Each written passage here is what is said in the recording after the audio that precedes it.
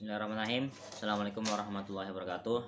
Perkenalkan, nama saya Muhammad Alawi dengan NPM 20196411193, nomor absen 25, dengan dosen pengempu Ibu Eka Santi Agustina, SOS MM CIQAR CIQNR. Di sini mencoba akan mereview tentang tugas kita pada kesempatan ini yang diberikan tentang hukum bisnis.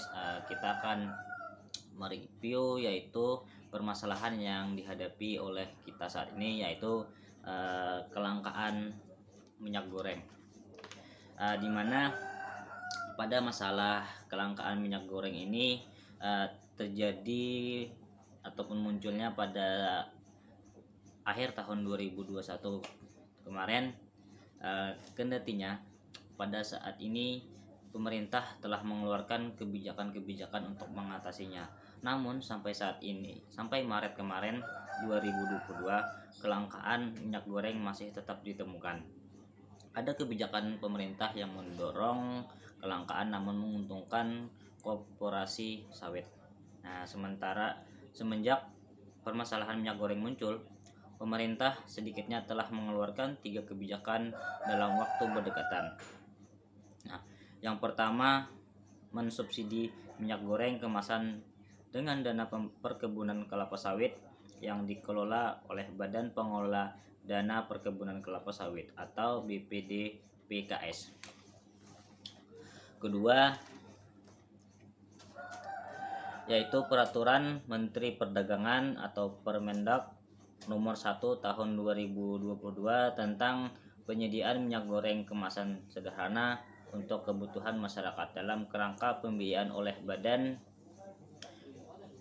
Pengelola Dana Perkebunan Kelapa Sawit, yang kemudian diubah menjadi Permendag nomor 3 tahun 2022. Dan Permendag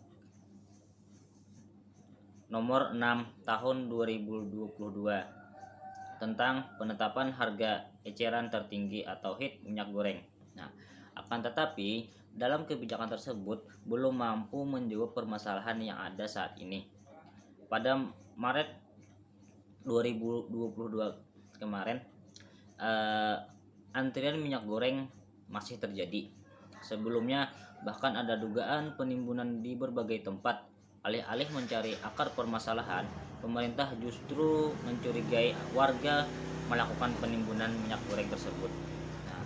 Selain kebijakan yang telah disebutkan, terdapat kebijakan pemerintah yang diduga secara langsung ataupun tidak langsung memicu kelangkaan serta kenaikan minyak goreng.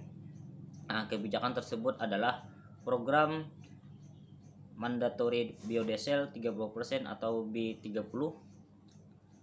Program tersebut diatur melalui Peraturan Menteri SDM nomor 32 tahun 2008 tentang penyediaan, pemanfaatan, dan tata niaga BBN sebagai bahan bakar. Program B30 tersebut berbentuk insentif bagi pengusaha yang mencampuri biodiesel dengan BBM jenis solar maupun melalui program B30. Akan tetapi program ini tersebut cenderung mendorong pengusaha yang mengalihkan produksi CPO dari industri pangan ke biodiesel, sehingga timbul masalah dalam produksi minyak goreng. Pada tahun 2020, insentif bagi pengusaha mencapai 28,9 triliun. Pada tahun 2021 besar lonjakan sehingga 51,95 triliun. Sedikitnya 71 koperasi telah menerima insentif tersebut, dan berpotensi bertambah di masa yang akan datang. Insentif bagi koperasi besar yang kerap bermasalah adalah hasil penelusuran Indonesia Cooperation Watch atau ICW menemukan sejumlah koperasi tersebut tergabung dalam grup besar perusahaan kelapa sawit. Grup tersebut antara lain adalah Wilhelm Group, Sinarmas Group, Apical Group, Fresh Resources, dan Musim Mas Group. Terdapat juga perusahaan-perusahaan yang tergabung dalam John Lynn Group yang dikenal sebagai perusahaan batubara. Sejumlah grup perusahaan tidak terlepas dari rekam jejak kontroversial. Sinarmas Group pernah disebut sebagai bertanggung jawab atas kebakaran hutan untuk pembukaan lahan perkebunan. Nah, perusahaan yang bertanggung jawab tersebut diduga tergabung dalam Sinar Group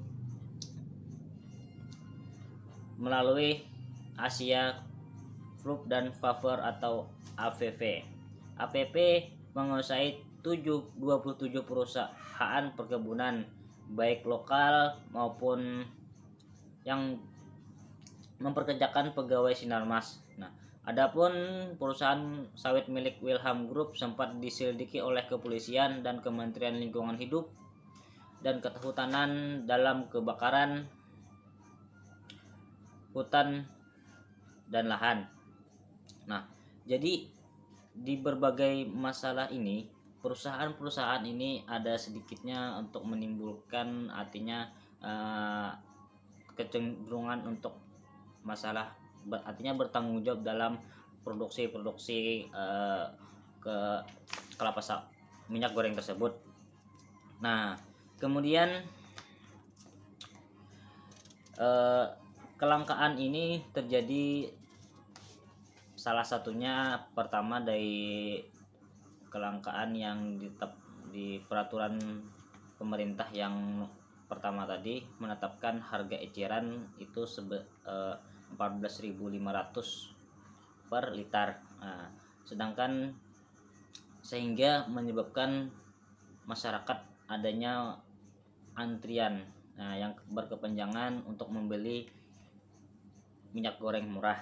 Nah, setelah beberapa bulan kemudian peraturan ini dicabut kembali dan ditetapkan harga normal sehingga kelangkaan pun terkurangi, tetapi harga minyak goreng tetap mahal. Nah, setelah ada diselidiki oleh kepolisian, ternyata ada dugaan artinya adanya tentang korupsi ataunya penggelapan minyak goreng tersebut. Nah, di sini sudah diselidiki dan ada beberapa yang terlibat. Nah,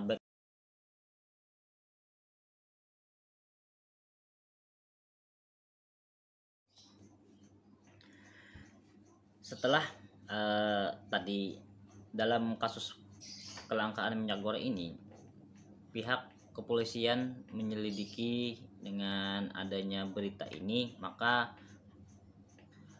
kepolisian menyelidiki baik daripada pemerintah maupun swasta, baik itu daripada perusahaan-perusahaan. Nah, terdapatlah kejanggalan-kejanggalan dalam hal ini. Nah, dan setelah diselidiki berlanjut, ternyata ada beberapa yang menyebabkan dalam artian korupsi minyak goreng tersebut. Nah, yang pertama ada beberapa tersangka yang ditetapkan oleh pihak kepolisian baik di unsur pemerintah maupun dengan pihak swasta. Nah, ini menyebabkan di mana kelangkaan tersebut terjadi bukan hanya semata langkanya bahan baku kelapa sawit yang ada kita saat ini, tetapi juga adanya unsur kesengajaan daripada pihak-pihak tertentu untuk memenuhi kebutuhannya sendiri. Salah satunya dengan adanya korupsi ini. Hendaknya kita sebagai unsur daripada pemerintah lebih mengkaji, mentata ulang, artinya mengkaji lagi tentang bagaimana kita menanggulangi tentang kelangkaan minyak goreng ini. Nah, bukan hanya semata-mata untuk kita pribadi, dimana kita ini sangat bertujuan untuk orang banyak. Dan juga kita masyarakat sebagai konsumen harapnya memerlukan sekali yaitu minyak goreng ini, yang mana kita untuk sebagai bahan baku, sebagai bahan utama untuk kebutuhan kita sehari-hari, khususnya dalam keadaan memasak. Tanpa minyak goreng kita tidak bisa memasak seperti itu. Nah, dengan menggoreng ikan dan sebagainya. Ini kembali lagi kepada pemerintah, harapan kita mudah-mudahan dengan adanya ini kita dapat bisa mempelajari situasi saat ini dan bisa menerapkan kebijakan-kebijakan yang dapat menguntungkan kita masyarakat khususnya dan juga pemerintah tersebut. Itu mungkin itu review dari kita tentang kelangkaan minyak goreng saat ini. Mudah-mudahan bermanfaat untuk kita bersama. Salah hilap mohon maaf. Akhir kata, wallahu